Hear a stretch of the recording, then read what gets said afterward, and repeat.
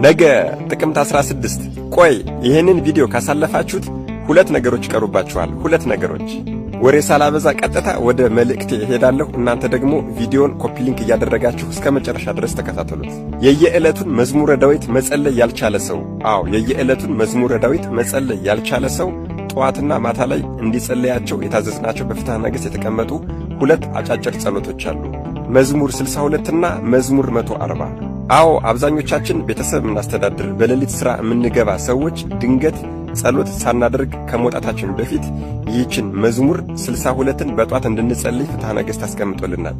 ምን ይላል መሰላችሁ? አምላኬ አምላኬ እገይስ ኀቤከ አለ። አምላኬ አምላኬ ወደ አንተ እገሰግሳለሁ እማልዳለሁ እያለ ነው። ጸምዓት ነፍሴ ለከ፣ ነፍሴ አንተን ተጠማች። ምን እሱ ብቻ ትንሽ ደግሞ ወረድ ይልና ከናፍሬ ይሴብሐከ፣ ከንፈሮቼ አንተን ያመሰግኑሃል። ከመዝ እባርከከ በሕይወቴ፣ እንዲሁ በሕይወቴ ዘመን ሁሉ አመሰግንሃለሁ። ወበስመ ዚአከ አነስ እደዌ አለ። በአንተም ስም እጆችን አነሳለሁ። በጽባህ አነብብ ለከ እስመ ኮንከኒ ረዳኤ፣ ረዳት ሆነኸኛልና በማለዳ አመሰግንሃለሁ።